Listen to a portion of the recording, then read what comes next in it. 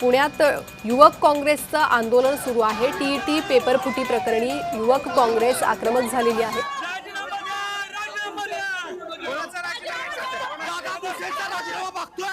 आज हे सरकार आमदार फोडण्यापासून खासदार फोडण्यापासून आज पेपर फोडण्याचं काम करत आहेत। आज टीईटीचा पेपर लीक झाला, परवा नीटचा पेपर लीक झाला आणि या देशातील विद्यार्थ्यांचं भवितव्यावर खेळण्याचं काम हे सरकार करते। शिक्षण मंत्री दादा भुसेंनी राजीनामा दिला पाहिजे। देवेंद्र फडणवीसांनी 10,125 विद्यार्थ्यांची माफी मागितली पाहिजे। जिंदाबाद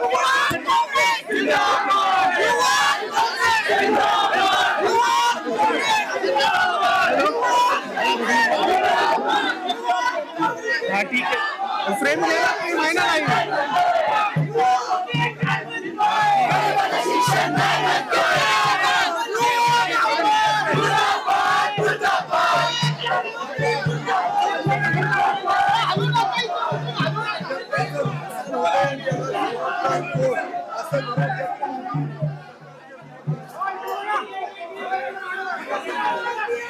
हाँ येतो आवाज।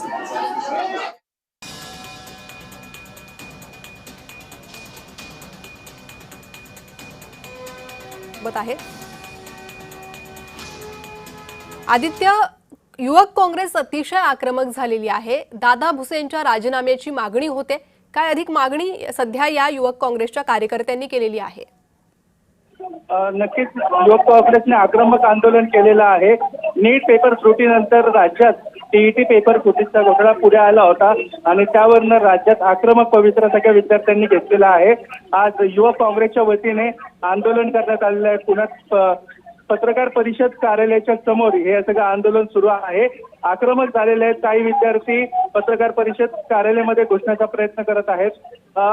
त्या आंदोलन थांबवण्यासाठी पोलिसांचा देखील मोठा बंदोबस्त तैनात करण्यात आलेला आहे। पण कुठेही पोलीस थोडेसे हातबल होताना आपल्याला पाहायला मिळते। मोठ्या संख्येने सगळे कार्यकर्ते या ठिकाणी जमलेले आहेत।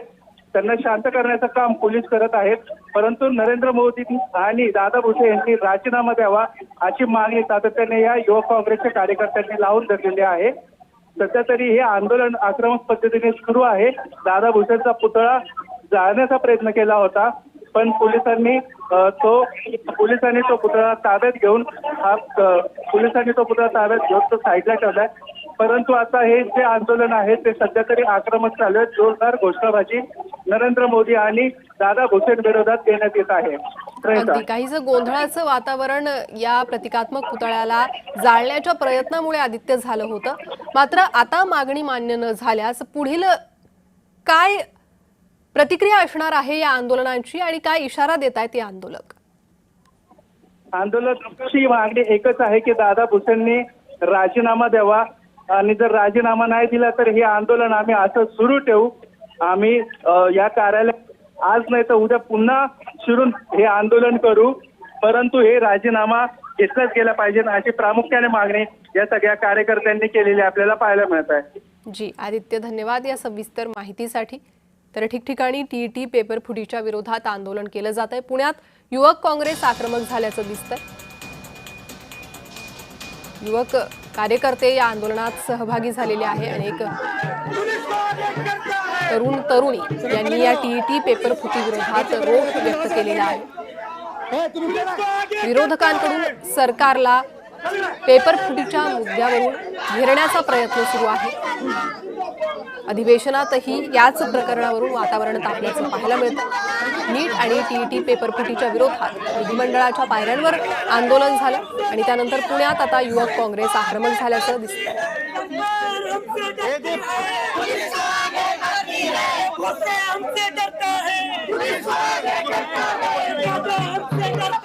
जोरदार घोषणाबाजी करण्यात येते। सरकार विरोधात घोषणा दिल्या जात आहे। शिक्षण मंत्री दादा भुसे यांच्या राजीनाम्याची मागणी या आंदोलकांनी केलेली आहे।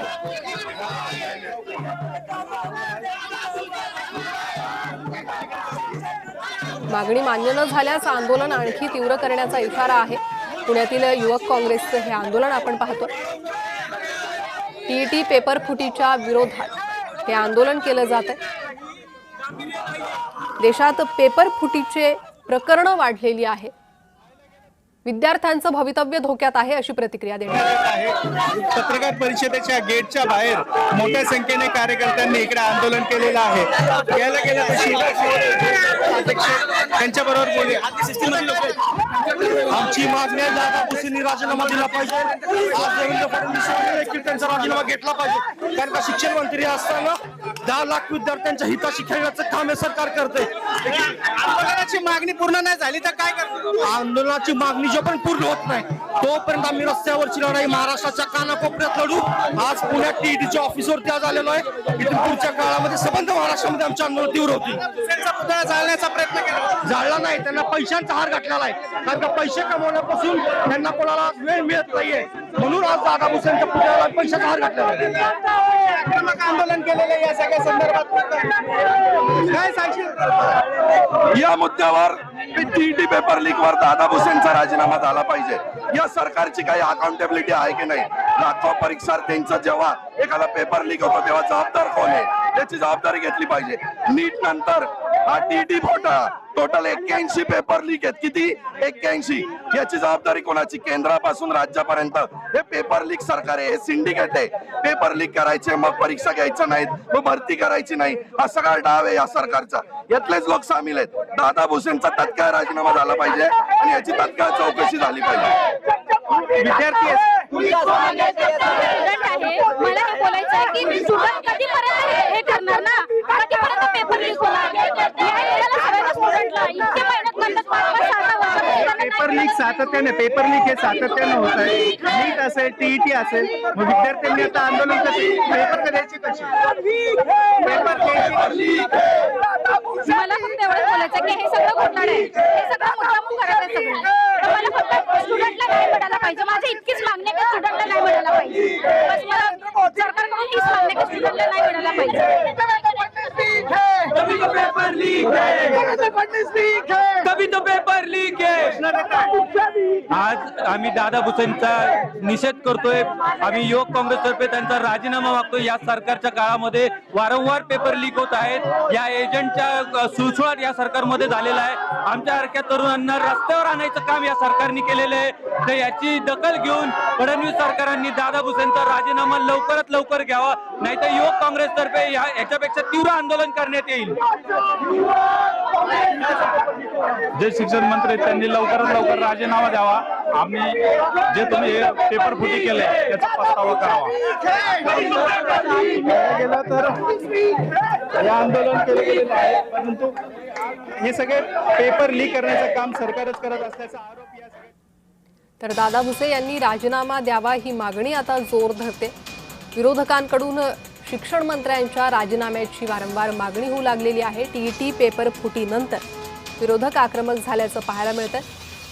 राज्यभरात विविध ठिकाणी विरोधकांकडून आंदोलनं करण्यात आली आहे. पुण्यात युवक काँग्रेसचं हे आंदोलन.